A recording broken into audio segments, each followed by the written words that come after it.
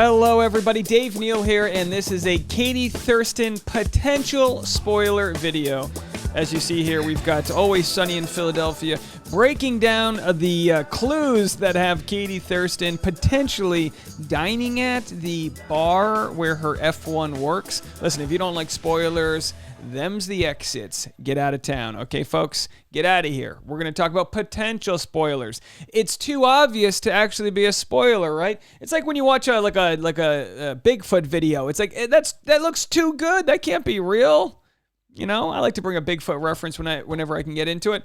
Speaking of Blake, we'll do a video about Blake's mother after this. Blake Moyne's mother had a very, very actually inspirational video. Very cool to see moms out there kicking it on social media, defending their kids. But right now, let's get right into Katie Thurston and what the hell went down. So if you don't want to be a part of this potential spoiler, please keep moving. Although, I'll be honest, this feels like a red herring. Of course, this feels like she's throwing us off our step here. So she posts Something Borrowed, Something Blue, which is, I believe, a poem, right? I believe that's a wedding poem, something to do with a wedding. But the point is this the guy? Is this the bartender that she chooses? Is that him?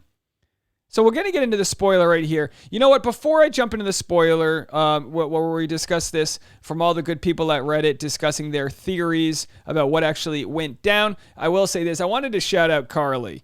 Carly sent me Caitlin Bristow's toes. I don't know why I became the toe guy. When did I become the toe guy? Carly says, I seriously had a dream last night that I drove to LA and spent the weekend with you and Tasha. Anyway, we had lots of fun. Are we in a threesome now? What's going on?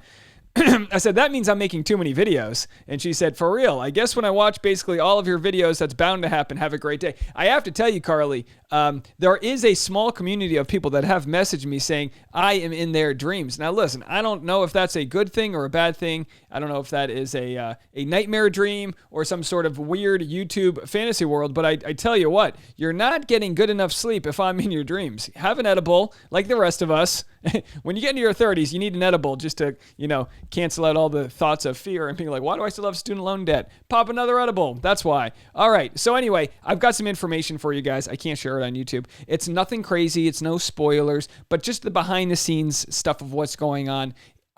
With regards to my YouTube channel, which Bachelor contestants I have spoken to, which former Bachelor contestants have reached out to me, and talking about some of the things revolving around Reddit and how people are always putting each other on blast and all of that. So that's all on my Patreon. You can get different tiers. They all offer the content: $5, $8, $12, $50, whatever you feel like. It's a monthly subscription. Patreon.com/thesap. Patreon.com/THESAP. I've got tons of content out there. Literally hundreds of videos and podcasts if you want to go check it out. But that's just something I don't want to give away for free. So if you want that, go get it. If not, we'll get right back into this video. There'll be a link below. You can check it out. So let me go to the previous photo here. So this is the photo Katie posted, which may or may not have the bartender winner of the Bachelorette behind it. Look at that, already 24,000 likes. Katie is just skyrocketing to fame here.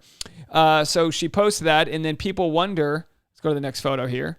Is that John Hersey? Is that the same guy?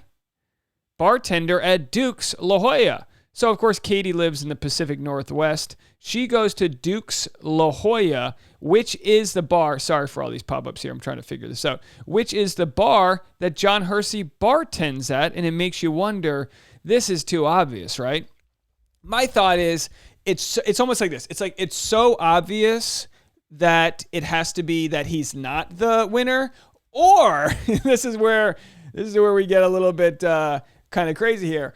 Or it's so obvious that why would we ever think that that's the winner? That's actually the winner. It can go in either direction here. So let's see what. Sorry about that. Let's see what you find people over here on Reddit seem to think. Plot twist: she's giving very obvious clues that she's with John to throw you off the fact that she's really with John. LOL. I don't know, man. Just throwing out wild assumptions. I'm kind of with you on that one. I mean, it's working despite all the evidence stacked towards John as F1 past 2 weeks. People still think it's Greg and Blake with zero evidence.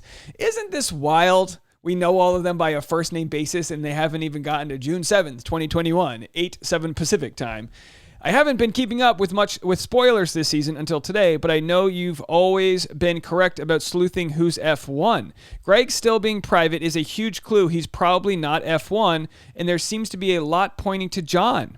Why? I don't understand why him being private has anything to do with it. I don't think it's Blake, since he entered the season later, and 99% of the time, the person who arrives late in the season isn't F1 because of lost time. I don't know if that's why they're not F1, but usually, yeah, you're right. In the instances where people come later, although Nick Vile, I guess he technically came in later too, and he didn't win.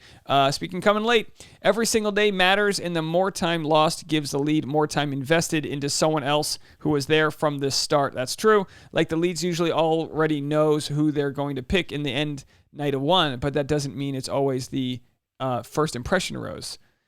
How many leads know who they're going to pick at the end of night one? It would be great if they did some sort of audit of all of this so people could find out. Like I would love to know, like, how many of the past leads called it on night one, and was that your first impression rose, or was it somebody else? You know, did you give, like take Matt James. Didn't he give his first impression rose to Abigail, and she wasn't even a contender halfway through?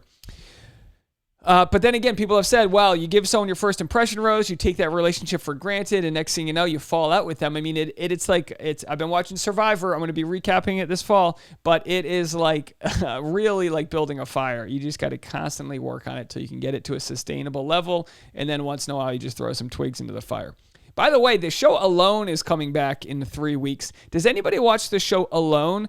I'm half tempted to recap it because I know I'm going to be so invested into watching it, but I don't know if there's a big enough audience that watches the show. Essentially, the way Alone works, is it on Discovery Channel or History? It's on one of those channels.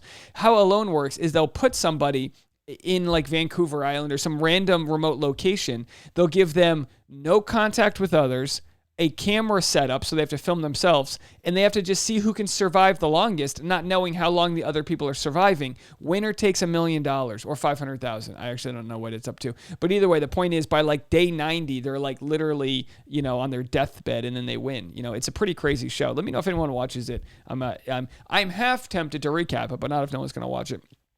All right, ignoring perceived compatibility, there's probably more evidence of Mikey being F1 than Greg or Blake. Family member, going to hometown, pretty much no social media activity, and also lives in San Diego. Not as much as John right now, but a decent amount. What's the Mikey evidence? Probably just those 3 things. Okay, so then other past contestants were pretty much screaming that they were winners too. I mean, people said that Rachel Kirkconnell's whole town knows she won. So maybe there is just a lot of kind of whispering that happens. After Hannah Ann Froyo shop fiasco, I'm going to go with yes, it's John. So what was the Hannah Ann Froyo shop fiasco? Let's see. Someone's going to explain it. If I can recall correctly, someone caught Hannah Ann and Peter FaceTiming while one of them was at a Froyo shop, frozen yogurt. Can't remember which was in public. OMG, I remember now. It was Hannah talking to Peter at the Froyo place. Boy, we need to get alive.